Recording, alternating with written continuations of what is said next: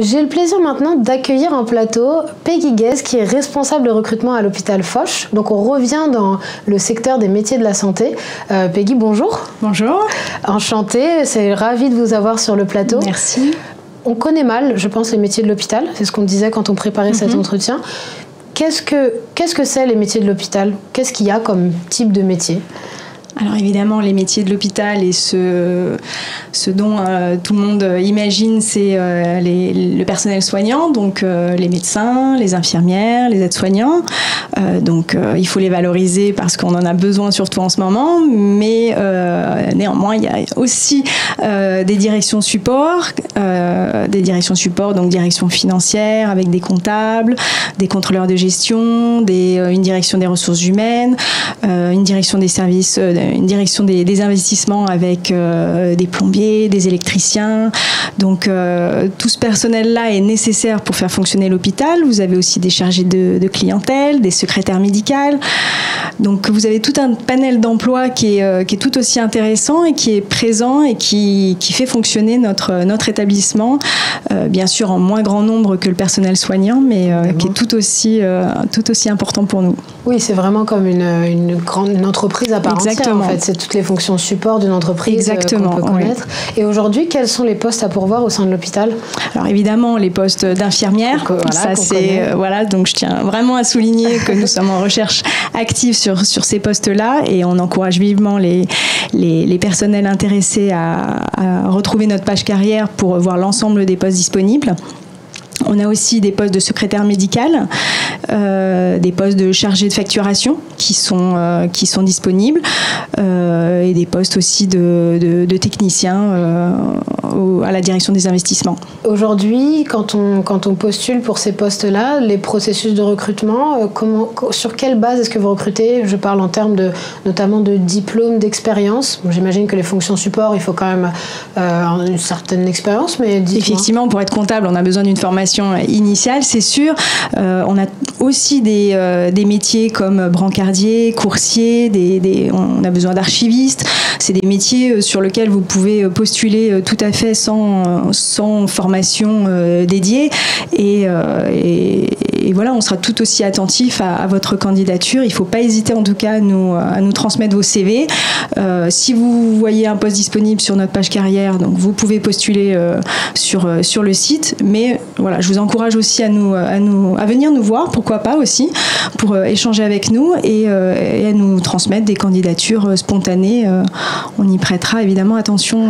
Oui, parce qu'on rappelle que vous êtes des locaux, j'ai envie de dire, vous êtes juste en face de la gare sur oui, alors là, oui, vous êtes vraiment à 2 minutes. Idéalement, mais je pense qu'on ne peut pas faire mieux parce qu'on est vraiment un établissement. Alors déjà, je rappelle que l'hôpital Foch est un magnifique établissement, c'est un des plus grands établissements universitaires d'Île-de-France et donc situé idéalement en face de la gare. Donc voilà, vous avez juste à traverser la rue pour arriver et pour nous retrouver. Donc c'est vraiment... J'ai failli la faire, vous traversez la rue et puis vous trouvez sur l'hôpital Foch. Voilà. Pourquoi est-ce que vous avez décidé d'être partenaire de ce dispositif Chope ton taf? On rappelle que c'est un dispositif avec des acteurs à la fois entreprises, structures de formation sur différents secteurs. Qu'est-ce qui est important pour vous quand on parle aux jeunes? On vous rappelle que les jeunes de 16 à 30 ans, c'est vraiment la cible de ce dispositif. Qu'est-ce qui vous a donné envie finalement de venir nous parler aujourd'hui?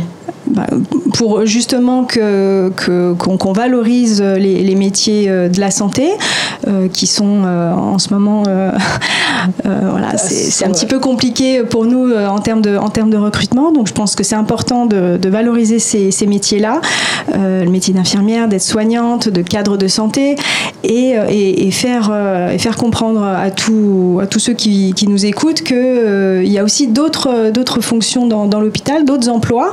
Et venir à l'hôpital en tant que brancardier, ça vous permet aussi peut-être un jour d'évoluer vers d'autres emplois grâce à notre formation professionnelle et à l'accompagnement qu'on peut vous apporter. Donc vous pouvez rentrer dans l'hôpital sur un emploi et évoluer chez nous. Ouais.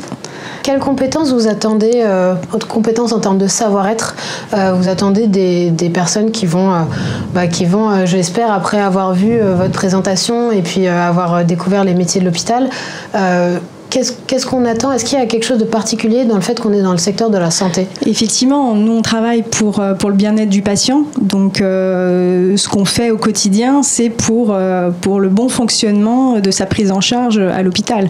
Donc on attend de nos personnels, enfin on attend de nous-mêmes et de nos personnels qu'ils aient une certaine rigueur, un sourire, qu'ils soient tout à fait attentifs à notre place au sein de cette chaîne de prise en charge du patient.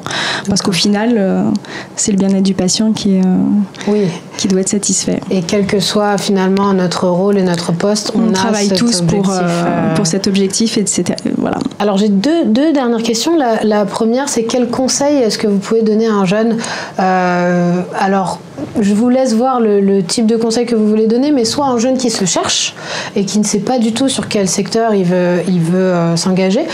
Alors, d'oser déjà aller dans un salon infirmier, peut-être. Il y en a quelques-uns. Il y en a un qui va avoir lieu la semaine prochaine.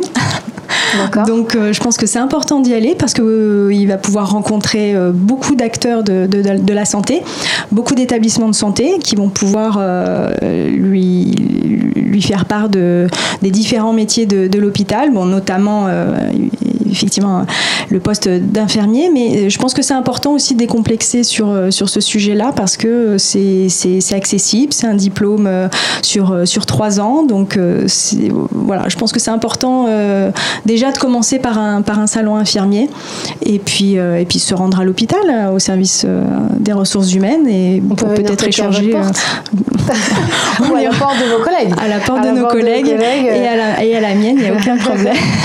Un grand merci d'être venu sur le plateau. Merci à vous.